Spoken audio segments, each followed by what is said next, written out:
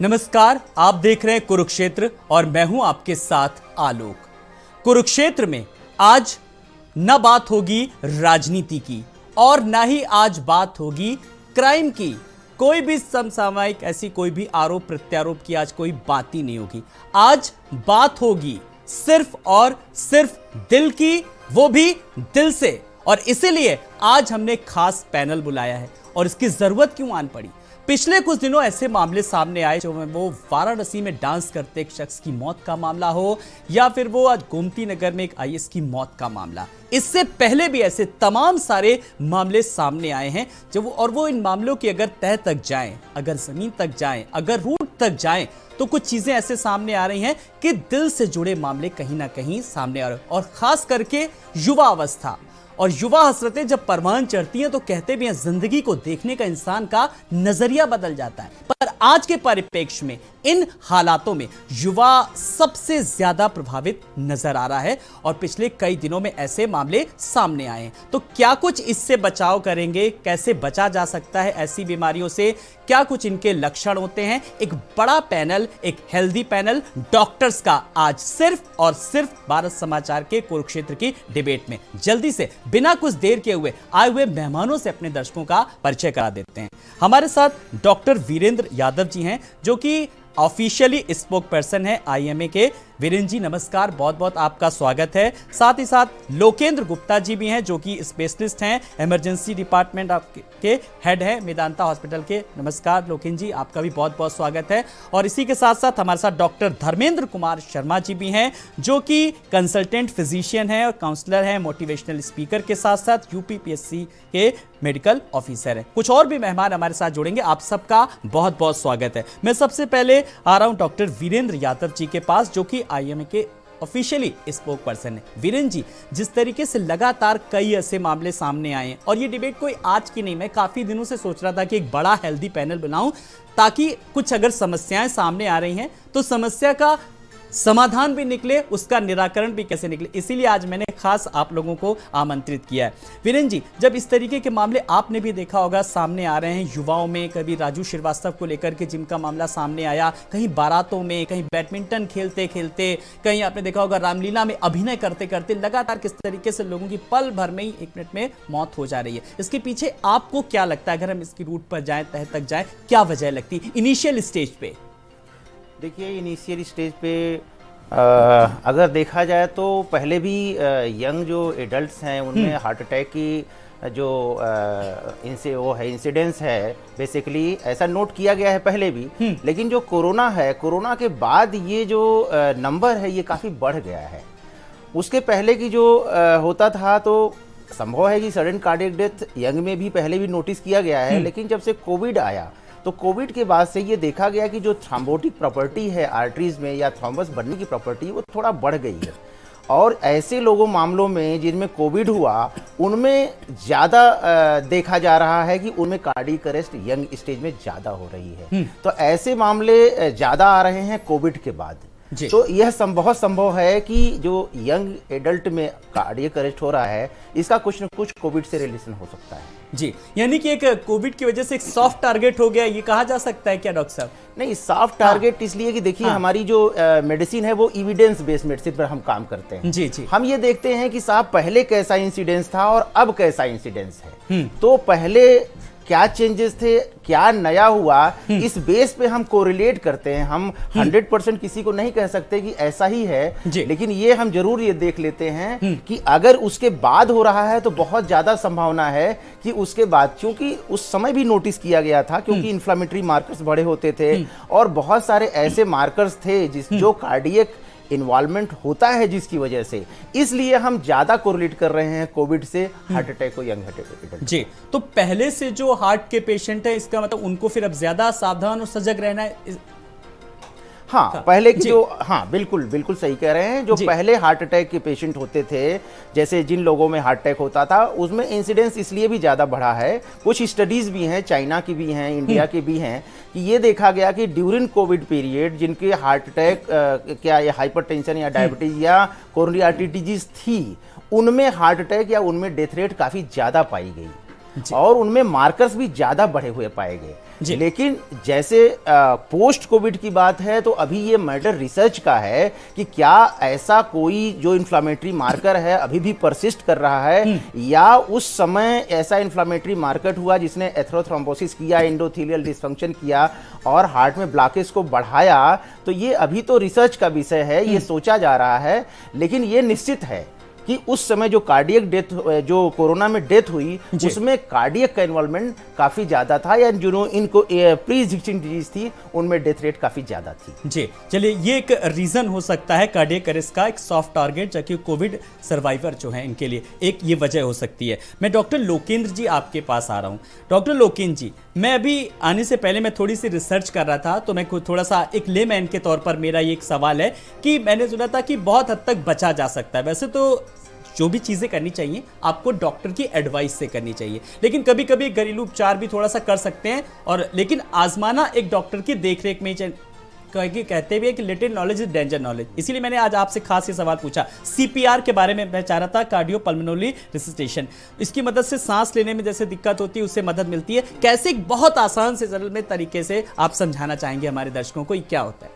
देखिए आलोक जी, ये आज का टॉपिक काफी इंपॉर्टेंट टॉपिक है और ये आपने बहुत अच्छा टॉपिक डिबेट के लिए आपने चूज किया, क्योंकि आपने देखा रिसेंटली काफी इंसिडेंसेस ऐसे हुए, लोगों के अंदर इतना डर बैठा हुआ है कि अचानक ये जो इंसिडेंट्स होते हैं तो किसी को भी डरा देते हैं। उसमें इम्पॉर्टेंट ये रहता है कि हमारे साइड से एटलीस्ट जो बेसिक लाइफ सपोर्ट है, जो सीपीआर है, कार्डियोपल्मोनरी रिससिटेशन फुल फॉर्म होता है, उसकी अवेयरनेस होना सोसाइटी में बहुत ज़रूरी है। जी जी। जो बाहर की यूरोपियन और वेस्टर्न कंट्रीज होती हैं उसमें सीपीआर को कंपलसरी किया गया है even for a public, so that at least अगर उनके सामने कोई पेशेंट कोलैप्स करता है और पेशेंट कोलैप्स कर रहा है मतलब वो सांस नहीं ले रहा है, एटलीस्ट वो ऑब्जर्व कर सकता है सांस नहीं ले रहा है और पल्स नहीं चल रही है, और उसमें पल्स रेडियल भी होती है और कैरोटिड भी होती है। बहुत ज़्यादा डेप्थ में नहीं जाऊँगा, बट लेकिन एटलीस्ट उसकी ट्रेनिंग होना फ्रॉम द स्कूल लेवल, उसकी अवेयरनेस क्रिएट करना, ये हमारी रिस्पॉन्सिबिलिटी है as a doctor, as a government, as a media person. जितनी ज़्यादा हम ये अवेयरनेस क्रिएट करेंगे, सीपीआर की बेसिक ट्रेनिंग है जो कि कंपलसरी होनी चाहिए राइट फ्रॉम द बिगनिंग। अगर हम स्कूल से स्टार्ट करेंगे तो लोगों के अंदर वो अवेयरनेस लॉन्ग टाइम के लिए रहेगी।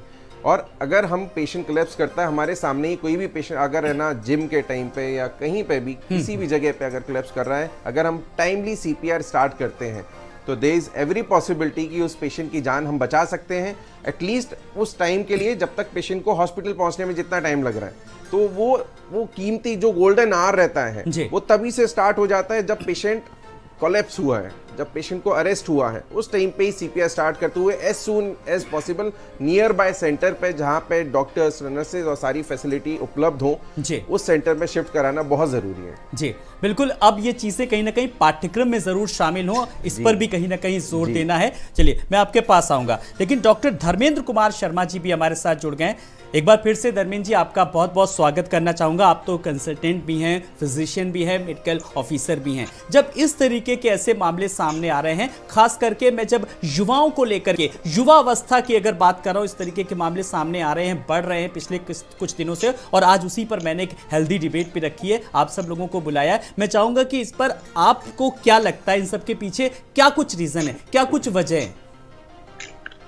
देखिए आलोक जी, जैसा अभी डॉक्टर साहब ने बताया कि पोस्ट कोविड जो सिचुएशन है उसमें जो कार्डियक अरेस्ट के केसेस हैं वो बढ़ रहे हैं।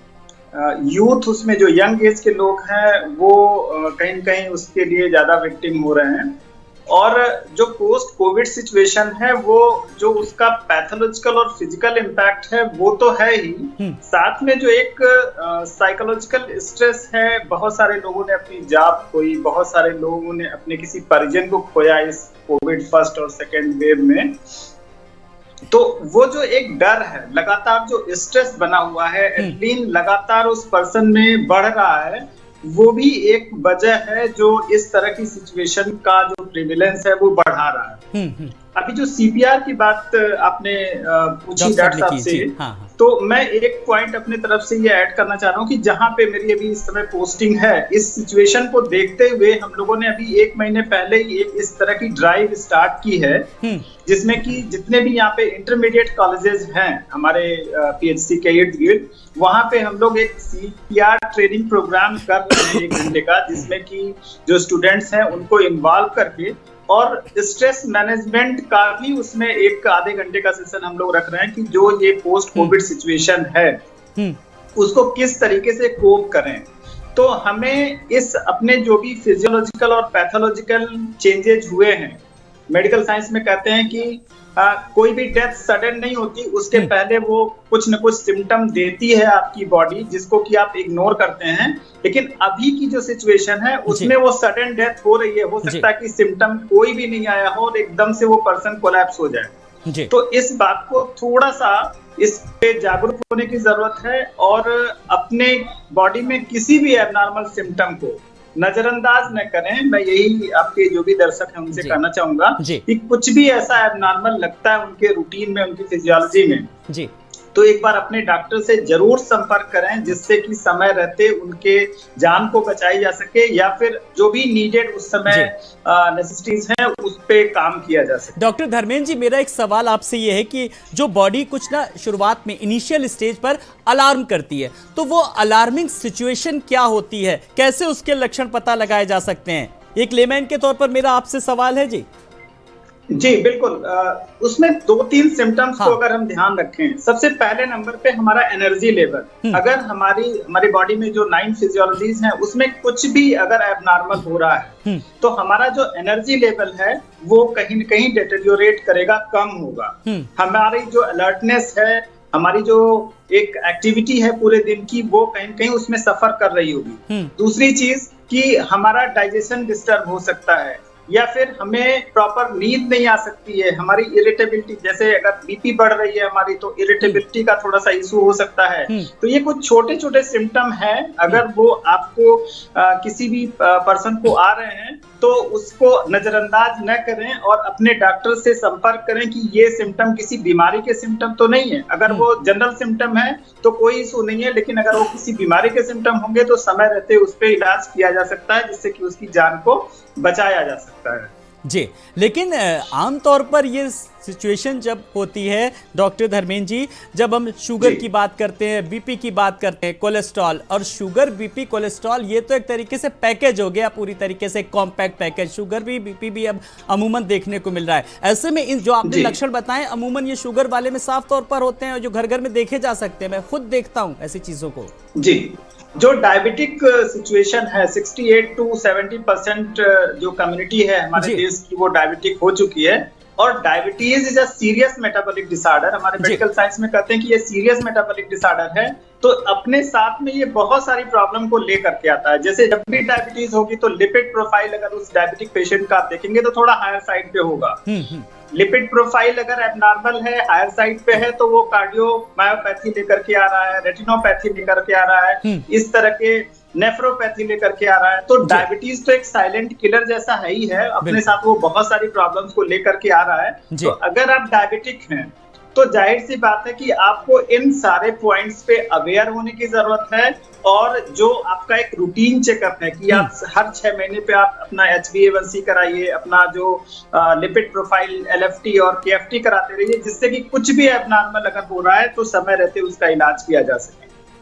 जी डॉक्टर साहब, एक सवाल मैं आपसे, और कहते हैं कि तनाव से बस दूर रहो और खुश रहने की कोशिश करो। तो आजकल के जो हालात हैं और खास करके जो यूथ जनरेशन जो आ रही है, जब हम कहते हैं व्हाट्सएप के युग में हम जी रहे हैं, जब डॉक्टर साहब पहले होता था कि उठो लाल अब आंखें खोलो, और अब होता है कि उठो लाल अब डेटा खोलो, तो तमाम सारी जानकारियां आपके मोबाइल में ही आ जाती हैं। तो इसमें कैसे बचा जा सकता है खास करके यूथ्स के लिए? जल्दी से यहाँ पे मैं एक थोड़ा सा मेडिकल से रिलेट करते हुए इसको एक्सप्लेन करूंगा। बिल्कुल। हमारा जो नर्वस सिस्टम है उसमें जो हमारा ऑटोनॉमस नर्वस सिस्टम है उसके 2 पार्ट हैं, synthetic autonomous nervous system and parasympathetic autonomous nervous system.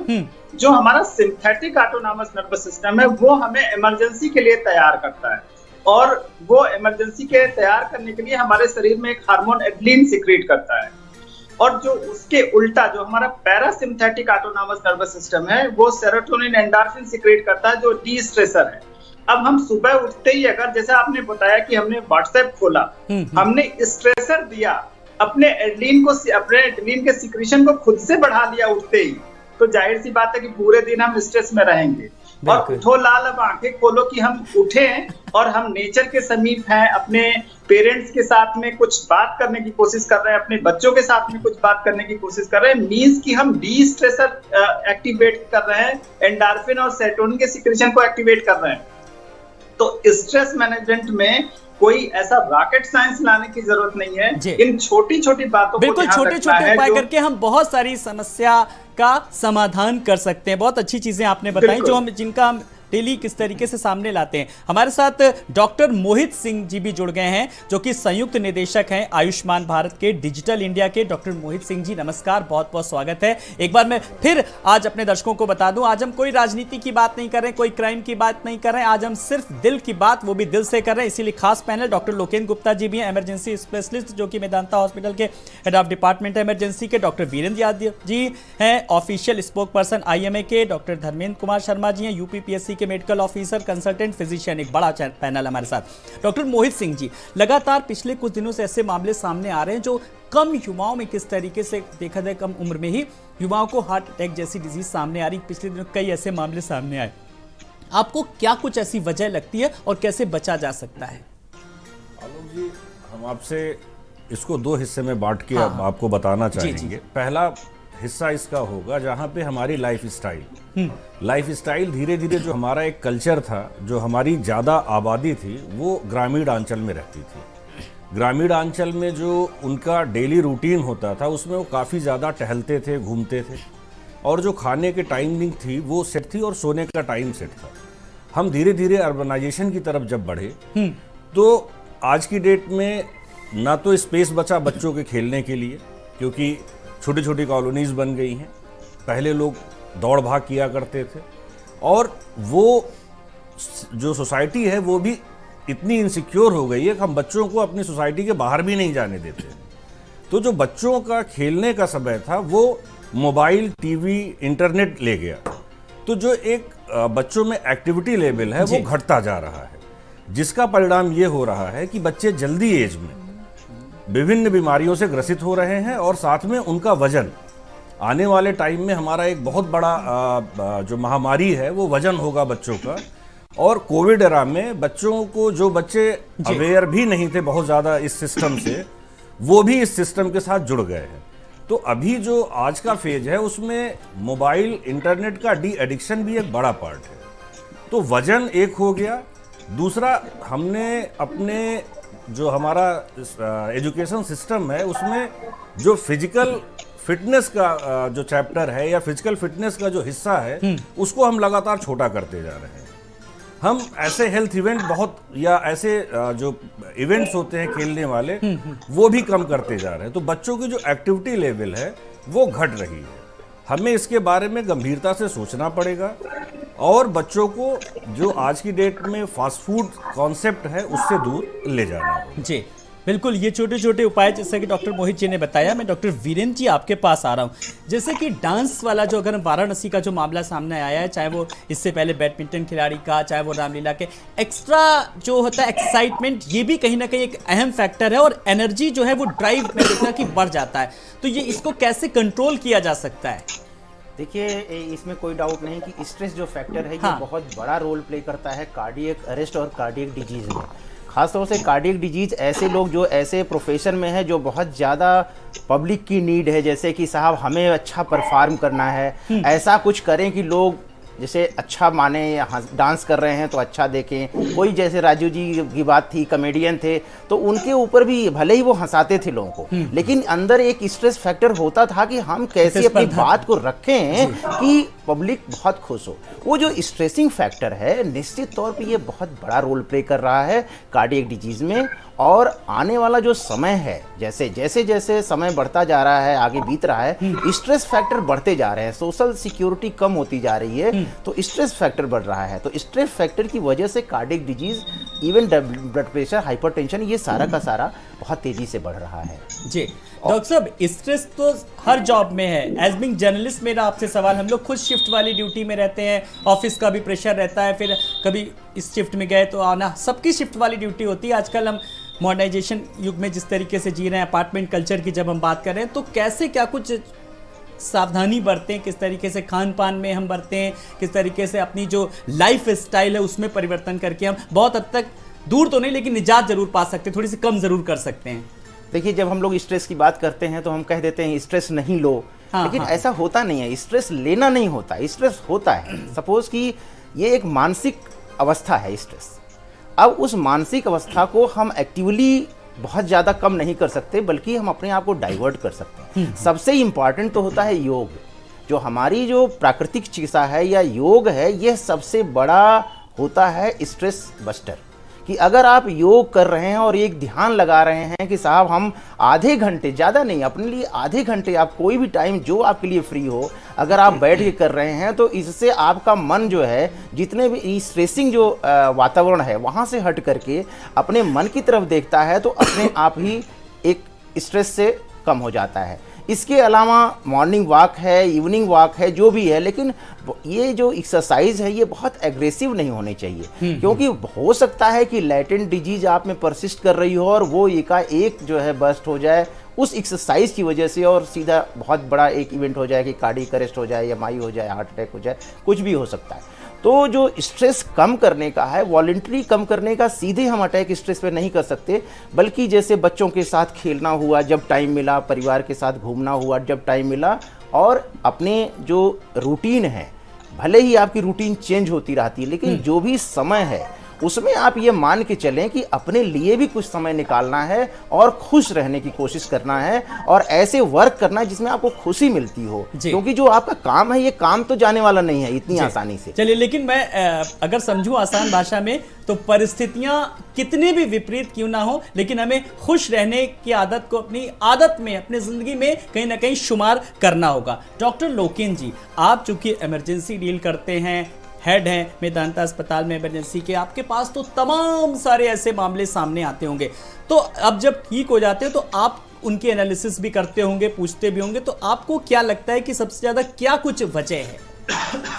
बिल्कुल सही कह रहे हैं, क्योंकि इमरजेंसी एक डिपार्टमेंट ही ऐसा हो जाता है जहाँ पे सारी इमरजेंसीज नेचुरली आएंगी। तो आज ही जैसे मैंने आपको पहले बताया था, डिबेट से पहले एक यंग लड़का आया था, अराउंड 35 एज थी। तो सबसे पहले यंग जनरेशन को ये मानना पड़ेगा कि वो भी बीमार पड़ सकते हैं, उनको भी अंडरलाइंग डिसीज़ हो सकती है और उनको भी रेगुलर चेकअप की आवश्यकता होती है। तो यंग लड़का आया था, 35 साल का था, उसके ब्रेन की नस फट गई थी, स्ट्रोक उसको हुआ था, हेमरेजिक स्ट्रोक, और उसको ब्लड प्रेशर की प्रॉब्लम थी अराउंड 5 साल से, बट वो मान नहीं रहा था, एंड देन उसने अपनी दवाइयाँ बंद कर दी थी बिना डॉक्टर की सलाह के। अब आप ये सोचिए कि अब वो उस स्थिति में आया है कि बस वो लाइफ एंड डेथ के बीच में झूल रहा है। तो बहुत इंपॉर्टेंट है कि बिना डॉक्टर से पूछे कोई दवाई बंद नहीं करनी है, एक रेगुलर चेकअप करना है। साथ साथ में एक जो सडन डेथ जो हो रही है, एक सडन डेथ सिंड्रोम भी होता है, जो अडल्ट में भी होता है, इन्फेंट में भी होता है। तो सडन डेथ सिंड्रोम के कुछ कॉजेज हैं, जनरली तो अनफॉर्चुनेटली इसके जो कॉज हैं अभी भी स्टिल जेनेटिक से रिलेटेड ही हैं, बट कुछ कॉजेज होते हैं जो कि आप पहले से आप पता कर सकते हैं। तो अगर किसी की भी फैमिली हिस्ट्री पॉजिटिव है तो 20% चांसेस हैं कि उसके फर्स्ट रिलेटिव में, मतलब भाई में, बहन में, उसके बेटे में वो सडन डेथ होने के चांसेस रहते हैं। तो उसलिए बहुत इंपॉर्टेंट है कि अगर किसी की भी फैमिली हिस्ट्री में सडन डेथ हुई है तो वो डॉक्टर के पास जाके अपना ईसीजी, क्योंकि जो कुछ सिंड्रोम होते हैं, ब्रुगाडा सिंड्रोम है, बहुत ज़्यादा टेक्निकल वर्ड यूज़ नहीं करूंगा, बट लेकिन ये सिंड्रोम है, और अगर आपके ईसीजी में वो चेंजेस ऑलरेडी हैं, दैट मीन्स कि आप उस सडन डेथ के लिए प्रोन है, सडन डेथ आपके केस में हो सकती है। तब आप प्रिकॉशन ले सकते हैं कि आप जिम में जा रहे हैं तो जिम से पहले आप डॉक्टर से पूछिए, क्योंकि हमारे इधर जिम का मतलब चेंज हो गया है। पहले कार्डियक एक्सरसाइजेज होती थी, कार्डियो मतलब ट्रेडमिल करते थे लोग, रनिंग करते थे। अब सारा स्ट्रेनस एक्सरसाइजेज हैं, सब वेट लिफ्टिंग करते हैं without asking, without taking opinion from A doctor. तो जो सडन डेथ के रीजन बहुत ज्यादा बढ़ गए हैं, तो एटलीस्ट डॉक्टर की सलाह लेते हुए आप जिम जाएं, पहले अपना एक बार एक जनरलाइज चेकअप करा लें। डॉक्टर बोलता है कि हाँ नहीं, you are fit for the gym activity, then only go for gym. तो इसलिए बहुत सिंपल है, अपनी लाइफस्टाइल को, जैसे सर ने बताया कि स्ट्रेस को तो डेफिनेटली हम कंट्रोल नहीं कर सकते हैं, बट लेकिन जो पैरेलली योगा, मेडिटेशन, ये छोटी छोटी चीज़ें होती हैं, जो स्लीप है at least 6 to 7 hours of sleep. अब नेचुरली सनलाइट को हम लोगों ने देखना ही बंद कर दिया है, हम सब अपने ऑफिस में रहते हैं, फिर उसके बाद घर चले जाते हैं, तब तक अंधेरा हो जाता है। जी जी। सबकी बॉडी में विटामिन डी एंड B12 की डिफिशियंसी है। जो वेजिटेरियंस होते हैं उनके B12 डिफिशियंसी होती है। 10 में से 8 पेशेंट्स का आप कराते हैं वर्कअप, तो उसमें विटामिन डी काफ़ी कम होता है, क्योंकि सनलाइट एक्सपोजर ही खत्म हो गया। फिजिकल एक्सरसाइजेस करना लोगों ने बंद कर दिया, ओपन में खेलना बंद कर दिया है। तो ये छोटी छोटी चीज़ें हैं और डेफिनेटली बहुत सारा है। बाहर के खाने में अडल्ट्रेशन की बात चल रही थी, अब हम क्या खा पी रहे हैं, मार्केट में क्या मिल रहा है, आप जो भी आप बॉडी में ले रहे हैं, एक हरी सब्जी से लेके दूध से लेके, आपको ध्यान रखना है कि ऐसी जगह से ना लें जहाँ पे मिलावट बहुत ज़्यादा होती हो। तो ये सारी चीज़ों से आप अपने सडन डेथ जो चीज़ें इस टाइम पे चल रही हैं, हार्ट अटैक है, स्मोकिंग हो गया, डायबिटीज़ हो गया, हाइपरटेंशन हो गया, सबको कंट्रोल में रखना है, मल्टीपल फैक्टर्स है। जी बिल्कुल, तमाम सारे ऐसे कारक हैं, तमाम सारे ऐसे फैक्टर्स हैं जो कहीं ना कहीं प्रभावित करते हैं। डॉक्टर मोहित जी, कुल मिलाकर के जिस तरीके से अब उनको कितनी सावधानी बरतनी है, शुगर, बीपी, कोलेस्ट्रॉल वालों को, और लाइफ स्टाइल हमारी किस तरीके से हो, और क्या कुछ ऐसी आप टिप्स देना चाहेंगे हमारे दर्शकों को जो इनमें, जिसमें पीढ़ी दर पीढ़ी आनुवंशिक रूप से बीमारी चलती आ रही, वो किस तरीके से खास सावधानी बरतें? देखिए, जो पीढ़ी दर पीढ़ी से अगर आनुवंशिक बीमारी है जी जी, तो वो तो उसको हम रोक नहीं सकते हैं जी, लेकिन डिले कर सकते हैं हम। बीमारी तो होने की संभावना बहुत ज़्यादा होगी, लेकिन हम उसको जितना लेट कर सकते हैं वो कर सकते हैं।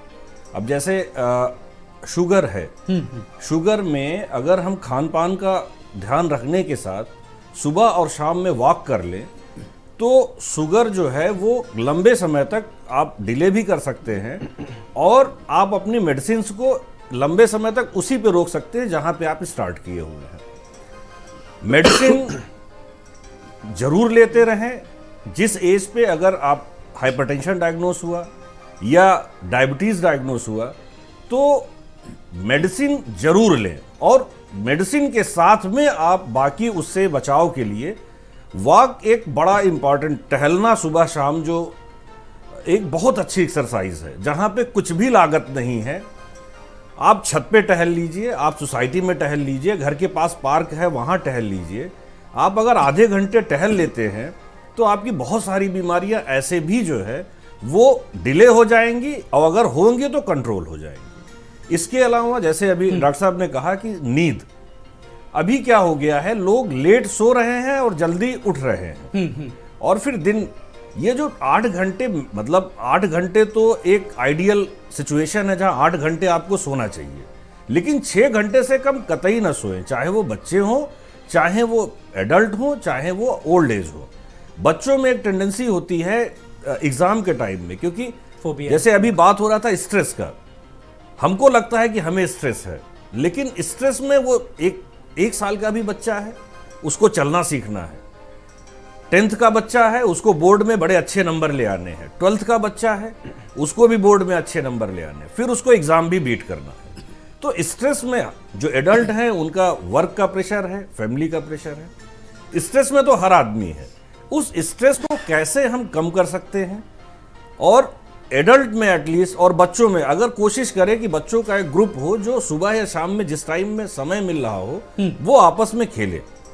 ये एक तो उनकी एक जो सोशलाइजेशन होता है बच्चों का वो भी बढ़ाता है, और एडल्ट्स में भी, जिनके आप कहते हैं, जैसे हम लोग कहते हैं कि जिसके दोस्त होते हैं उसको बीमारियां जल्दी नहीं आती हैं। तो कुछ मित्र रखें जिनसे आप अपनी बातों को शेयर कर सके, और बच्चों को भी बच्चों के साथ खेलने दें, जिससे कि वो जो है थोड़ा सा सोशलाइज हो सके। जी डॉक्टर धर्मेंद्र जी, आप मोटिवेशनल स्पीकर भी हैं, आप तो लोगों को मोटिवेट करते हैं, और हमने सुना भी है कि किस तरीके से क्लासेस पे चलती हैं। आज के समय में अब किस तरीके से, अब कहीं ना कहीं हम सबकी जिम्मेदारी है कि अब जो जागरूकता भी, और जैसे कि सर ने भी कहा, लोकेन जी ने भी, कि अब इनको, इन चीज़ों को अब कहीं ना कहीं, अब क्योंकि अब मैं थोड़ा सा आगे की बात करूं ताकि इस तरीके के मामलों में कमी आए, या यूं कहें कि इस तरीके की घटनाओं की पुनरावृत्ति ना हो। कैसे कमी लाई जा सकती है? अगर समस्या है तो उसका समाधान भी निकलना चाहिए। डॉक्टर साहब बिल्कुल, 2 बातें मैं बोलना चाहूंगा। हाँ। सबसे पहली बात कि हमें नेचर के समीप ज्यादा से ज्यादा जाने की कोशिश करना है। सबसे पहली जो हमारी प्रियॉरिटी होनी चाहिए, चाहे हम अडल्ट एज में हैं या अपने चाइल्डहुड में हैं, अगर हम अपने सच्ची सहेली ही अडल्ट महिलाओं में हैं तो अपने बच्चों के साथ भी ये चीज उन्हें भी ट्रेन करने की जरूरत है कि हम अपने नेचर को ज्यादा से ज्यादा समझने की कोशिश करें और उसके साथ में अपने आप को सिंक्रोनाइज करें। दूसरी बात कि जो स्ट्रेस की हम बात कर रहे हैं, तो स्ट्रेस जैसा अभी डॉक्टर साहब ने बताया कि स्ट्रेस तो सबको है, 1 साल का बच्चा हो चाहे वो टर्मिनल एज का पर्सन हो। स्ट्रेस हमारी लाइफ से तभी जाएगा जब हम खुद चले जाएंगे। तो हमें इस स्ट्रेस को कोप करना सीखना होगा। हम जिस भी अपने लाइफ के एज में हैं, चाहे हम अपने चाइल्डहुड में हैं, टीन एज में हैं, अडल्टहुड में हैं, प्रोफेशनल एज में हैं या स्टूडेंट लाइफ में हैं, हमारे सामने जो भी स्ट्रेस आ रहा है या जिस भी स्ट्रेस के आने की संभावना है, उसको कोप करने की जो टेंडेंसी है, वाई मी न करके ट्राई मी का जो एक कॉन्सेप्ट है, उसको आत्मसात करने की जरूरत है। स्ट्रेस तभी हम अपने लाइफ से दूर कर पाएंगे। लाइफ स्टाइल मैनेजमेंट में बहुत सारे इस तरह के छोटे छोटे बातें हैं जो अगर हम अपने रूटीन में इन्वॉल्व करना स्टार्ट कर दें, जैसे कि जल्दी हम थोड़ा सा उठने की कोशिश करें, उठने के बाद कुछ योग मेडिटेशन करें, कुछ मोटिवेशनल हम बहुत सारे इस समय म्यूजिक्स हैं जिसको कि हम मॉर्निंग में अपने रूटीन को करते हुए उसको सुन सकते हैं। जो स्ट्रेसर्स हैं, जो ऐसा लगता है कि डॉक्टर साहब एक बहुत अहम सवाल, अमूमन मैं इस सवाल का बहुत सामना करता हूँ। लोग कहते हैं टेंशन देने का नहीं, टेंशन किस तरीके से लेने का नहीं, टेंशन देने का। लेकिन कुछ लोगों का नेचर होता है कि ऑफिस का टेंशन भी अब घर ले जाते हैं पूरा। जी इसमें कैसे बदलाव लाया जा सकता है? डेफिनेटली जो ऑफिस की चीजें हैं उसको घर पे अगर आप लेके जाते हैं तो आप अपनी फैमिली लाइफ को भी कहीं कहीं रूइन करेंगे। तो आप जो भी आपके ऑफिस में चल रहा है, चाहे वो बहुत हेल्दी इन्वायरमेंट है या फिर स्ट्रेसफुल है, आप उसको वहीं पे छोड़ के जाएं और ये अपने आप को प्रॉमिस करके जाएं कि जब नेक्स्ट डे हम आएंगे तब इस पे यहाँ से इसको फिर से फेस करेंगे। अभी का जो टाइम है वो हमारा फैमिली टाइम है, तो हम पूरी तरीके से उसमें इन्वॉल्व होंगे और अपने इस जो हमारा 10-12 घंटे का टाइम है वो उस सिचुएशन में बिताएंगे, अपने माइंडसेट को उसके अकॉर्डिंग रखेंगे। बिल्कुल, तो हमारे दर्शक जो इस वक्त देख रहे होंगे वो जरूर आज, मुझे लगता है मैं उनसे कहना चाहूंगा कि वो आज हमारे इस पैनल के साथ इंक्लूडिंग मी वो एक जरूर प्रॉमिस करेंगे कि जो डॉक्टर साहब, जो तमाम जो डॉक्टर्स का जो पैनल आया है, जो छोटे छोटे उपाय बता रहा है, उसको जरूर आत्मसात करेगा, अपने भावी जीवन में जरूर उतारेगा। तो निश्चय मैं दावे के साथ कह सकता हूं कि परिवर्तन जरूर आएगा। डॉक्टर लोकेन गुप्ता जी, सवाल ये है कि अभी आपने कहा था, जब मैंने CPR को लेकर के एक सवाल कहा था तो आपने कहा था इसको पाठ्यक्रम में लाने की जरूरत है और ये एक बेसिक नीड एक तरीके से साफ तौर पर कहा जा सकता है। तो कैसे शुरुआत कहां से की जा सकती है?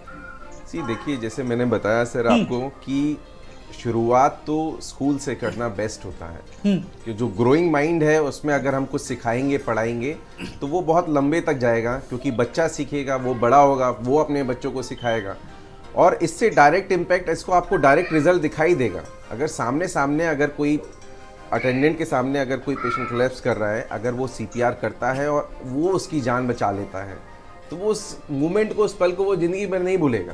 क्योंकि एज ए डॉक्टर हम लोग ये बड़ा रेगुलर फेस करते हैं, बट लेकिन एक आम इंसान अगर किसी की जान बचा रहा है जस्ट बाय चेस्ट कंप्रेशन, उसकी एक टेक्निक होती है, वो भी डिटेल में हम डिस्कस कर सकते हैं, बट लेकिन वो एक चेस्ट कंप्रेशन अगर टाइमली स्टार्ट हो जाता है, वो गोल्डन आवर जो बोलते हैं, वो गोल्डन सेकेंड्स, गोल्डन मिनट जो होते हैं, उस टाइम के लिए जब तक एक एम्बुलेंस आ रही है, जब तक पैरामेडिकल स्टाफ आ रहा है, देन ही विल कंटिन्यू। उसको कुछ नहीं करना है, वो 10 मिनट के लिए बस रुक जाए और उसकी हेल्प करे, क्योंकि हमारे इधर भीड़ जरूर इकट्ठी हो जाती है, बट लेकिन वो जो कंप्रेशन होता है, जो बेसिक लाइफ सपोर्ट होता है, वो स्टार्ट ही नहीं होता है। लोगों को पता ही नहीं, अवेयरनेस नहीं है, लोगों को खून मतलब क्योंकि कहीं ट्रॉमा की वजह से, कई बार सडन कार्डियक डेथ के अरेस्ट की वजह से है, लोगों को डर लगता है। तो वो डर को निकालना है, वो ट्रेनिंग को व्यापक स्केल में पब्लिक प्राइवेट रिलेशनशिप से, क्योंकि गवर्नमेंट अकेला कितना कर पाएगी, कहीं ना कहीं उनको पब्लिक एंड सेक्टर को इन्वॉल्व करना जरूरी है। एंड देन उसका मास लेवल पे बहुत इजी है, स्कूलों में 1 घंटे का लेक्चर कराना चालू करिए विद डमी और उसको प्रमोट करिए। और बहुत लोग हैं, सब लोग पार्टिसिपेट करें, IMA टीम पार्टिसिपेट करे और सब लोग पार्टिसिपेट करके as a doctor it is our responsibility, ये हमारी रिस्पॉन्सिबिलिटी बनती है कि हम पब्लिक को जितना अवेयर करेंगे प्रोग्राम्स के थ्रू, जिनके थ्रू है ना हम ये डिस्कस कर रहे हैं कि हाँ CPR और लोग अब जानने लगे हैं, ऐसा नहीं है, basic life support and CPR का जितना ज़्यादा हम प्रमोट करेंगे उतनी जाने हम बचा सकते हैं, क्योंकि ये लाइफ सेविंग प्रोसीजर है, लाइफ सेविंग कोर्स है ये। जी बिल्कुल, मुझे लगता है इसमें आईएमए तो बहुत कुछ इस संदर्भ में काम भी कर रहा है, क्यों वीरेन जी? हाँ, आईएमए इस पर काम कर रहा है। जैसे हमारे यहाँ हीमोग्लोबिन है, जो आयरन डेफिशिएंसी एनीमिया है, इस पर बहुत से काम हो रहे हैं और इस तरह के हम लोग कोर्सेज शुरू करने जा रहे हैं कि कुछ अभी जो पिछली मीटिंग हुई है इस पर ये डिस्कस हुआ है कि हम इमरजेंसी मैनेजमेंट के कुछ कोर्सेज शुरू करें, जो पैरामेडिकल स्टाफ है उनको ट्रेनिंग का, प्लस जो पब्लिक है, पब्लिक की गैदरिंग करके महीने में एक हम इस तरह से उनको डेमो दें, एक इस तरह से कि जैसे बता रहे थे कि साहब डमी जो आते हैं उस पर हम सीपीआर करके दिखाएं कि किस तरह से हम हाथ रखते हैं, किस तरह से कंप्रेस करना चाहिए, कितना कंप्रेस करना चाहिए। और अगर ये चीजें हम ट्रेनिंग देते हैं तो ये पब्लिक जब इन्वॉल्वमेंट होगा, निश्चित तौर पे जब भी कार्डियक अरेस्ट होता है तो ज्यादा कुछ, बहुत ज्यादा कुछ करना नहीं कि बहुत बड़ा आपको इंस्टीट्यूट तैयार करनी है, परमिशन लेनी है, एक इंफ्रास्ट्रक्चर है, इसकी शुरुआत कर दीजिएगा आप। हाँ, इसकी शुरू करने जा रहे हैं। हमारे पास इंफ्रास्ट्रक्चर है, हमें जरूरत नहीं है, हमारे पास हॉल है, हमारे पास सामान आ गया है और ये प्लानिंग चल रही है कि कैसे हम शुरू करें। तो संभव है कि 1 महीने के अंदर ही अंदर, नेक्स्ट मंथ में ही हम लोग ऐसा स्टार्ट कर ले। चलिए, ये तो आज की हमारी डिबेट बड़ी सार्थक जा रही है। देखिए, मैं भी कह सकता हूँ कि डॉक्टर वीरेंद्र यादव जी देखिए आज हमारी डिबेट में आए और आईएमए के स्पोक पर्सन मेन, और उन्होंने साफ तौर पर कहा कि अब इसकी जो जागरूकता है वो किस तरीके से अब जन जन तक फैलाई जाएगी। चलिए, ये एक बहुत बड़ी ब्रेकिंग न्यूज़ भी है आज की, आप नहीं समझ रहे। देखिए, मैं डॉक्टर मोहित जी आपके पास आ रहा हूँ। मोहित जी, जब हम दिल को लेकर के बात करते हैं, दिल तो बच्चा जी है, दिल तो पागल है, दिल का क्या कसूर, इतने न जाने अनगिनत शायरों ने दिल के ऊपर क्या लिखा है, क्या क्या कुछ लिखा है शायरों ने, कवियों ने, लेकिन ये दिल देखिए किस तरीके से एक जरा सी मिनट में किस तरीके से मौत तक इसके आगोश में आ जाते हैं। सवाल ये है कि कैसे इससे बचा जा सकता है और क्या कुछ आप हमारे दर्शकों से आज सलाह देना चाहेंगे? देखिए, सलाह अगर हम अपना डेली रूटीन को थोड़ा सा शेड्यूल कर ले, हम ये नहीं कह रहे हैं कि आप एक अपना रूटीन बना ले कि हम 6 बजे उठेंगे, 8 बजे ये करेंगे, आज की डेट में ये संभव नहीं है। लेकिन आप ये जरूर डिसाइड कर सकते हैं कि मैं दिन भर में 8000 स्टेप चलूंगा, मैं दिन भर में डाइट जो लूंगा वो उसमें फास्ट फूड का कंटेंट बहुत कम होगा, ऑयली कम होगा, मैं 1 घंटा समय ऐसा निकालूंगा जिसमें मैं कुछ भी नहीं करूंगा, खुद के लिए और अपने परिवार के साथ बैठूंगा। ये जो छोटे छोटे स्टेप्स हैं ये डेली में, वॉक, एक बार हम फिर कहेंगे टहलना, ये जिम और ये सब पहले नहीं हुआ करते थे। पहले लोग ज़्यादा लंबी लाइफ भी जिया करते थे और ज़्यादा हेल्दी हुआ करते थे। जिम ये आज आया। अच्छा, जिम भी जब आया तो इनिशियली ये एक फिटनेस हुआ करता था, आजकल ये शो ऑफ हो गया है। 6 पैक 8 पैक ये जो भी है, ये बाइसेप, और आप देखेंगे तो अभी जैसे साउथ के भी किसी हीरो की डेथ हुई है, वो जहाँ पे जब हम muscle strengthening exercise supplement food को लेकर के जो, तो वहाँ पे जो है हम कहीं ना कहीं अपनी हेल्थ को डिस्टर्ब कर रहे होते हैं। और जिम जाना सबके लिए सबको टाइम भी नहीं मिलता है, तो हम फिर एक डाइट और वॉक, 2 चीज़ को अगर हम कंट्रोल करेंगे तो हम दिल की बीमारियों को काफ़ी हद तक, इवन डायबिटीज़ को डिले भी कर सकते हैं और कंट्रोल भी कर सकते हैं। जी, डाइट को लेकर के डॉक्टर मोहित जी आपने बात की, नॉन वेज और वेजिटेरियन इनको लेकर के क्या कहें? क्योंकि कोलेस्ट्रॉल की बात करें तो कोलेस्ट्रॉल का सीधा संबंध कहते हैं हार्ट से ही होता है। किस तरीके से अगर हम वेजिटेरियन हैं, अगर नॉन वेजिटेरियन है, तो इसको किस तरीके से बताएंगे हमारे दर्शकों को? देखिए, जो इनपुट है उतने बराबर अगर आउटपुट है तो आप डाइट में कुछ भी ले सकते हैं। नॉनवेज वाले भी हेल्दी रहते हैं, वेज वाले भी हेल्दी रहते हैं। मैटर ये करता है कि जो आपने जितने कैलोरीज लिए हैं उतने कैलोरीज आप खर्च कर लें। बाकी रेड मीट और ऑयल से बचने का प्रयास जरूर करें, और फास्ट फूड, ये 3 चीज़ों से आप बचें। तो आप इसको ये नहीं कह सकते कि वेज अच्छा है या नॉनवेज अच्छा है, जो भी आपका मेन डाइट है आप उसको लें, लेकिन जितना लें उतना आप उसको उतना आउटपुट भी उसका रखें। यानी कि कैलोरी बर्न जिसे हम कहते हैं पूरी आम भाषा में। डॉक्टर धर्मेंद्र जी कहते हैं जिंदगी एक लतीफ़ा है, जीने का बस यही एक तरीका है। तो क्या तरीका होना चाहिए according to doctor Dharmendra ji? सबसे बड़ी बात तो खुश रहना बहुत जरूरी है और छोटी छोटी चीजों में खुशियों को ढूंढना है। स्ट्रेस फ्री रहने के लिए हम लोग इतनी बातें चर्चा कर रहे हैं कि हम लोगों किस तरीके से अपना रूटीन, अपनी लाइफ स्टाइल, अपनी सोच, अपनी थॉट प्रोसेस को किस तरीके से हेल्दी रखें कि हम स्ट्रेस फ्री रह पाएं। तो इन छोटी छोटी बातों को कंसिडरेशन करना है। ये कोई बहुत डिफिकल्ट सा साइंस नहीं है स्ट्रेस फ्री रहना। हमें अपने इर्द गिर्द जो कुछ भी चल रहा है उसके साथ में सिंक्रोनाइज होना पड़ेगा, सिचुएशन को प्रैक्टिकल फॉर्मेट में समझना होगा और उसको कोप करने के लिए एक डेफिनेट प्लान और स्ट्रेटजी बनाना होगा। स्ट्रेस में हम लोग बार बार इस बात को बोल रहे हैं कि स्ट्रेस सभी की लाइफ में है और स्ट्रेस लाइफ से कभी नहीं जाएगा। बस जो स्ट्रेस फ्री हैं वो उसको कोप करना सीख गए हैं। तो हमें जो भी हमारे लाइफ में स्ट्रेसर्स हैं, स्ट्रेस का जो रीजन है उसको बहुत अच्छे से समझना है, अपने आप को समझना है, अपनी सिचुएशन को समझना है, उससे सिंक्रोनाइज करने के लिए डेफिनेट प्लान और स्ट्रेटजी बनाना है और उसको एग्जीक्यूट करना है। तो नो डाउट आप अपने आप को स्ट्रेस फ्री रख पाएंगे और एक हेल्दी रूटीन आप जी पाएंगे, एक हेल्दी लाइफ जी पाएंगे। जिम की बात अभी हो रही थी, तो जिम में एक प्रैक्टिकल एक्सपीरियंस मेरा जो इधर मैं देख रहा हूँ, मैं भी इधर तो मैं प्रॉपर जिम नहीं जा रहा हूँ, लेकिन जब मैं जिम कर रहा था तो मैं देख रहा था कि बॉडी बिल्डिंग में स्टेरॉइड का काफी यूज किया जा रहा है। तो मैं आपके इस चैनल के माध्यम से जो भी दर्शक है उनको ये सजेशन देना चाहूंगा कि बॉडी बिल्डिंग में, अपने मसल बिल्डिंग में इस तरह के जो इंजेक्टेबल्स हैं जिसका मैं फ्रीक्वेंट यूज जिम्स में देख पा रहा हूँ, वो अवॉइड करें। क्योंकि सडन कार्डियक अरेस्ट में जैसे जिम करते करते किसी की डेथ हुई तो उसमें ये एक फैक्टर बहुत इंपॉर्टेंट हो सकता है।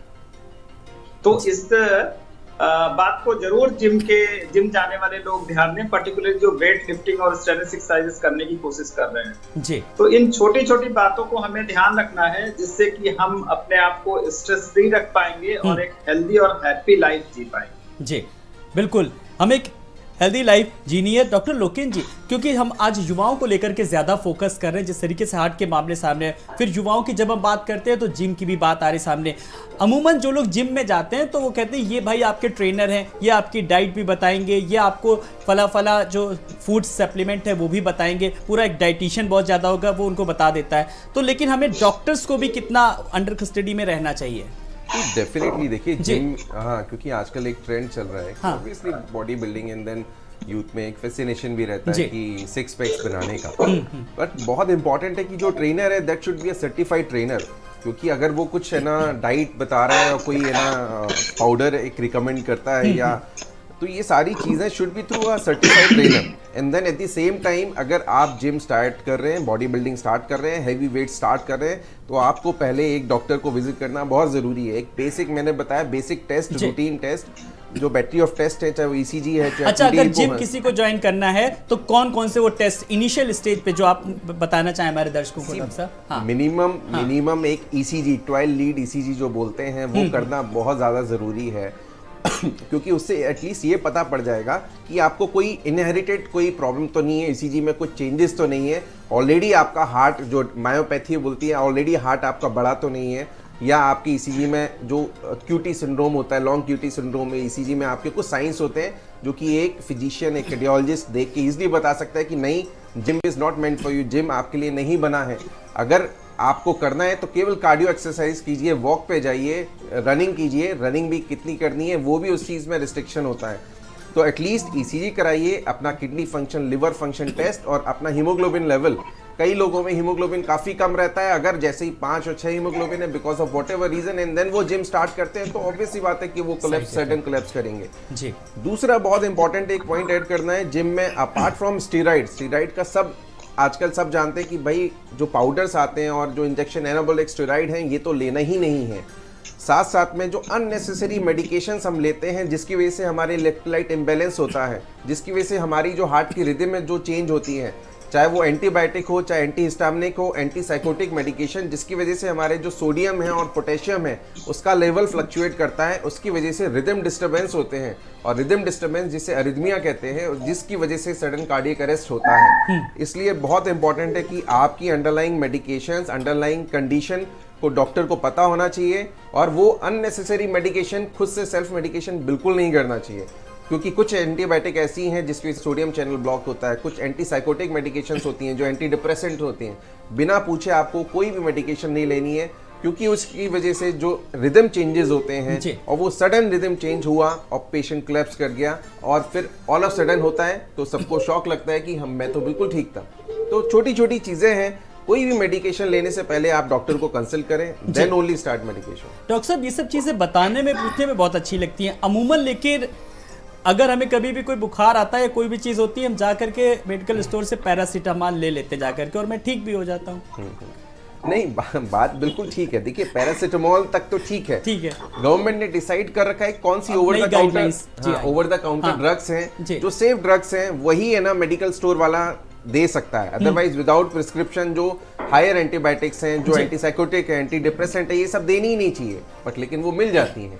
प्रॉब्लम क्या रहता है कि जो ओवर द काउंटर ड्रग्स हैं वो सेफ मेडिकेशन होती हैं जिनके उतने साइड इफेक्ट नहीं होते हैं, इसीलिए गवर्नमेंट ने उसको अलाउ किया गया है। तो पैरासीटामोल इज ओके, बट लेकिन उसके अलावा आप पैरासीटामोल के ऊपर आप पैरासीटामोल हो गई, अगर आपको लूज मोशन आ रहे, आप नॉर्फ्लॉक्स टीजेड ले लेते हैं, जाकर के वोमिटिंग हो रही है, आप डोमेस्टाल ले लेते हैं। हर आदमी तो आजकल छोटा मोटा डॉक्टर बने ही हुआ है। बात बिल्कुल ठीक है, जैसे आपने नॉर्फ्लॉक्स टीजेड का बताया, नॉर्फ्लॉक्स टीजेड अगेन इसमें ये फ्लोरोक्विनोलोन ग्रुप होता है, इसमें भी लीवोफ्लॉक्स और नॉर्फ्लॉक्सासिन होता है। तो ऑलरेडी अगर ईसीजी में चेंजेस हैं तो ये क्यूटी प्रोलॉन्गेशन, मतलब ये भी ईसीजी में चेंजेस कर बिल्कुल। तो कौन से डायरिया में, लूज मोशन में हमें एंटीबायोटिक देनी है और कौन से में नहीं देनी है, ये डॉक्टर ही डिसाइड कर पाएगा। बिल्कुल, हम खुद डॉक्टर ना बने कि नॉर्फ्लॉक्सासिन और टिनिडाजोल का कॉम्बिनेशन है, तो ये हरगिज अपनाए ना। मैं एक बार वीरेंद्र यादव जी आपसे फाइनल कमेंट एक कुल मिला करके, ये सारी चीजें एक दूसरे से कनेक्टिव हैं, लाइफ स्टाइल, अंडर प्रेशर, सारी चीजें जिम्मेदार हम खुद ही हैं, सावधानी हमें खुद ही बरतनी है। तो बस मैं ये कहना चाहता हूँ कि 3 चीजें लाइफ में खुश लाइफ जीने के लिए बहुत इंपॉर्टेंट है। एक, आपके पास काम होना चाहिए और उस काम को आप ईमानदारी से करें और खुशी मन से करें कि आप उसमें इंजॉय करें। नंबर 2, एक आपके पास मित्र होना चाहिए, वो कोई भी हो सकता है, अपनी वाइफ हो सकती है, बेटा हो सकता है, कोई दोस्त हो सकता है, जिससे अपने दिल की बात जो बोझ लेके टहल रहे हों वो कह सकें। और तीसरा, एक आपकी हॉबी होनी चाहिए जो काम को करने में मजा आता हो। बैडमिंटन खेल सकते हैं, पियानो बजा सकते हैं, गाना गा सकते हैं, डांस कर सकते हैं। अगर ये 3 चीजों को आपने सम्मिलित कर लिया और साथ साथ अगर इनको सम्मिलित कर लिया, तो मैं समझता हूँ बिल्कुल। अब मुझे लगता है जो दर्शक अब देख रहे होंगे वो जरूर इन चीजों को जरूर शामिल करेंगे। मोहित जी, कोई ऐसी बात जो हमसे छूट गई हो बहुत जरूरी, जो आप हमारे दर्शकों से शेयर करना चाह रहे हो, जल्दी से एक फाइनल कमेंट आज की डिबेट का। मस्त रहे, स्वस्थ रहे। चलिए, ये तो एक बहुत ही फंडा हो गया, बेसिक कॉन्सेप्ट, जिसे हमेशा अपने दिमाग में हमें बिठा लेना है, जो डॉक्टर मोहित जी ने कहा। आप सबका बहुत बहुत शुक्रिया, डॉक्टर मोहित जी, डॉक्टर लोकेन जी, डॉक्टर वीरेंद्र जी, डॉक्टर धर्मेंद्र कुमार शर्मा जी। तो आज की इसमें हमने चर्चा की किस तरीके से युवाओं में क्यों बढ़ रहे हैं, किस तरीके से दिल के मामले, इसीलिए आज हमने एक हेल्दी पैनल बुलाया। कुल मिलाकर के ध्यान इतना रखना है, स्वस्थ रहें, मस्त रहें, अपना ख्याल रखिएगा। नमस्कार।